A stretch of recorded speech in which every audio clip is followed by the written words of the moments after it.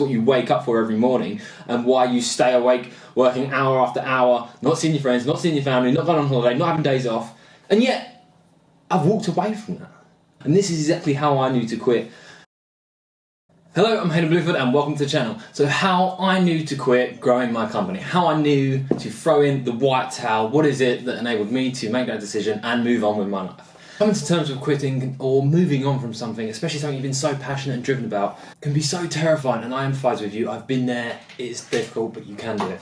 Stephen Bartlett, who I'm an avid fan of, has spoken about quitting in many of his videos and podcasts and various throughout his content, and denotes quitting as actually being a skill in itself. So I want to go through in this video how I knew to quit, essentially quit my company more or less altogether to just keep it as myself as I have now, just a part-time position.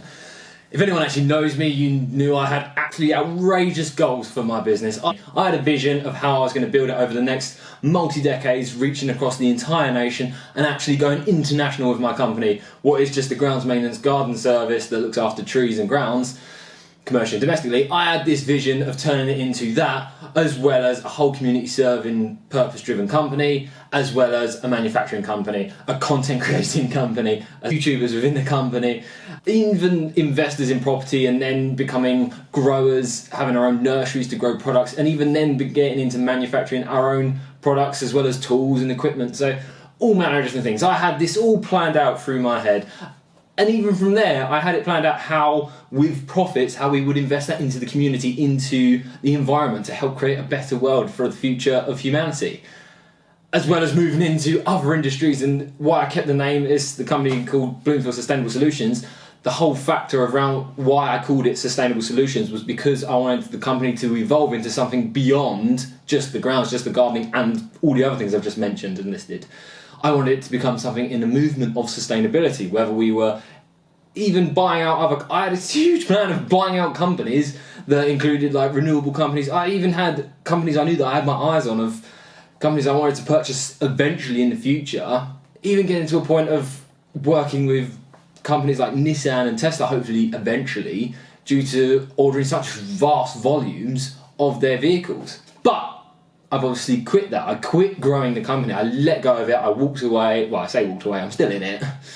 So I want to run through 5 key points that I've found enabled me to walk away. Because if you imagine, if you've anything like me, you've had this vision, you've had a vision of something you're building, you're fixated on it, you're obsessed with it. It's all you sort of live for. It becomes your purpose in itself. It's what you wake up for every morning and why you stay awake working hour after hour, not seeing your friends, not seeing your family, not going on holiday, not having days off.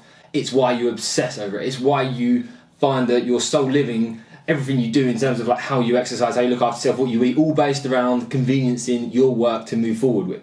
And yet I walked away from that. I gave up on it. I just, woof, woof, goodbye. Like when I was in the midst of that, I couldn't imagine. I had a huge passion for skateboarding, my hobby that I obviously do all the time now. I pretty much walked away from that, stopped skating for God knows how long. For my relationship, the first year we were like seeing each other, pretty much was on the borderline of neglecting it in aspects because I was so focused on working, and actually said up front, like, don't expect like a relationship out of me at the moment because I am solely focused on work. And yet, I've walked away from that. Quit. So I want to run through the 5 things, because if you're in a similar situation where you've got something and you're really trying, but it just seems that every hurdle you're just getting hit harder and harder, and it seems like you can't move forward with it, and you're just debating quitting. It got to a point with my company where I wasn't really enjoying it, and it was making me more and more miserable and stressing me out, especially like draining on me emotionally and mentally. And just the thought of quitting just started becoming ever more present within my mind. It was going from something that was just this popped in my head once every now and then as this random thing that seemed ridiculous, outrageous, to then suddenly once a month actually having to debate it, to then suddenly weekly, to then every day waking up wondering and going to bed at night wondering and contemplating, is this right? Should I still be doing this, or should I just move on and do something else entirely? But what? So let's go into the 5 questions that you can ask yourself if you're in a situation that can help you find resolution. I'm not saying these 5 questions will be the whole thing, but stick around because they'll be incredibly valuable for you. And if you do think they're valuable, make sure to like the video, hit subscribe, because you'll get plenty more videos just like this one to help you out even more if you're in business, trading, finance, investing, sustainability. So let's dive in. Firstly, if you are in this position, let's run through. Is it making you happy? So the first question, is it making you happy? For me, in my company, yes, it was making me really happy, but as I suffered and lived with the problems I was having that were occurring, which predominantly was just around staff and building a team, retaining a team. I have my own flaws, my own issues, which will be another video, as well as other factors. And I've spoken to people since, and a lot of it, people have said, like, it's not necessarily down to me. It was just due to a lot of external factors that I had no control over. But either way, we'll dive into that in another video. But ultimately, it was no longer making me happy. I was pretty miserable with it, and I was just getting stuck in a position, in a role that I didn't want to do within the business because I was having to cover for people that I was employing to do things. Whether they were phoning sick, quitting, wasn't able to hire people quick enough, and I was filling in for all the positions I'd employed people to do that I didn't want to do, that I found didn't sit with me and didn't sit with my purpose. Therefore, that's why I employed people to do it. Answer the first question, it wasn't making me happy anymore, so therefore I knew I needed to move on. So if you're in this situation yourself, contemplate, fundamentally, like, we have one life to live. You need to find and make sure, like, one of the key things is if you can wake up proud of what you're doing every day. It hasn't got to be anything extravagant. You haven't got to be Elon Musk, Jeff Bezos, or anyone creating these life-changing events and technologies for everyone. It's just about, are you fulfilled and happy in what you're doing? Which leads on to the next question. Was it fulfilling, or is it fulfilling, an intrinsic purpose? So myself, yes, hugely. When I was growing that company, was completely fulfilling me. It was motivating my intrinsic purposes in terms of all the things I wanted to do to impact the environment, community, employees, and more. I was wholly driven by that. It was keeping me passionate every single day. However, when I realised that I couldn't build and retain a team, the fundamental components of my vision being impacting a team and bringing on board a team of great employees that are happy to be in the company, that are proud to be in the company, that would almost sing at the top of their lungs about how cool the company is, I couldn't do that. So upon reflection, realised key points of why. But for me, at that time, at this moment, I don't look back with regret on it. I learned a lot from it. I'm glad I walked away, and I'm glad I'm in a position now, because what I'm doing now is filling an intrinsic purpose without a lot of the barriers and issues I had, and it's something that I can always move back into in the future. So explore this for yourself. Are you really feeling that you are intrinsically motivated and fulfilled with your purpose in terms of what you are doing now? And whether it's a business, a hobby, YouTube channel you've been trying to grow, if you are not feeling fulfilled with an intrinsic purpose by it, then possibly it's something to consider that you no longer want to do, and you should quit. I'm not saying you should, but I'm on YouTube now.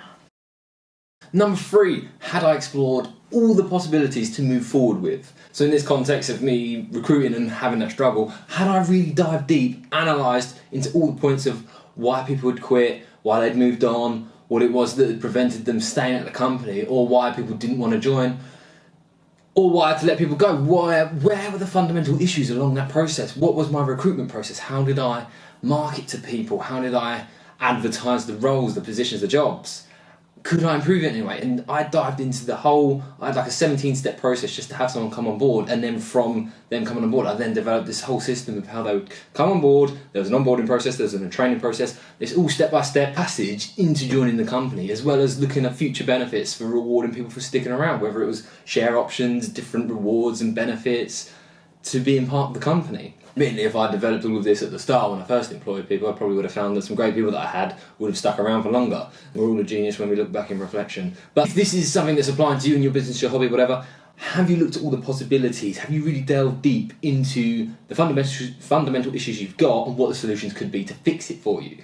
And if you have, then if it's not making you happy, you're not feeling fulfilled intrinsically, and you feel that you've gone down every avenue you need to explore all the possibilities and all the potential solutions, then therefore this may be something that points you in the direction of whether you stick or quit, may start to look for this option. Point number 4 is, once you have looked at all those options, have you spoken to those that have got the requisite skills or achieved what it is you're trying to achieve? So for example, in the context of my business, had I gone out and spoken to business owners that have built a team, that have got employees, that have got a team going out in operations, doing the work for them, with managers in place, managing the works that are undertaken?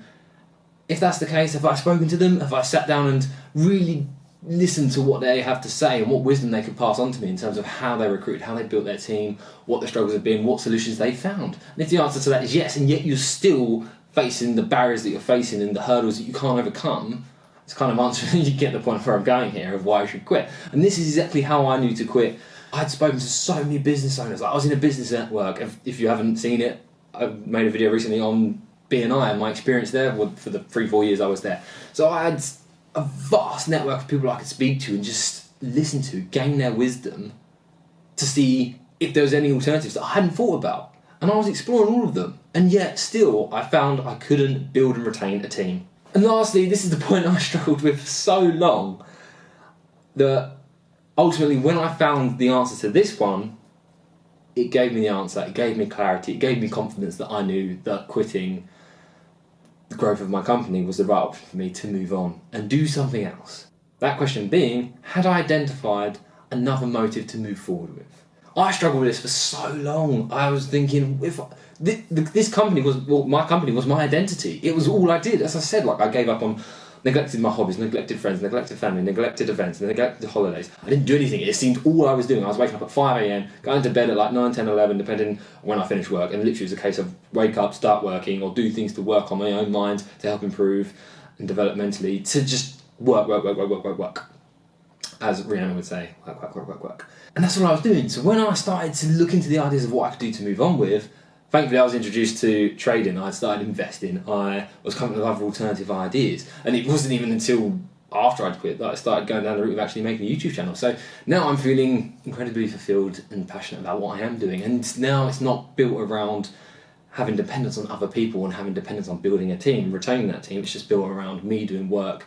It involves a lot of other people, especially like in a podcast interviewing people, but it's fundamentally around what I can achieve and what I can form, and it's something that I need to reflect on and build the requisite skills and identify what the fundamental issue was that I had before I look at having a business with staff and employees again, which I may one day do. If you stick around watching this channel and subscribe, you will see in the future if I do move on with that. But fundamentally, these are the 5 questions. So if you are in this boat and you're having that problem, you don't know whether to quit and move on, look at these 5.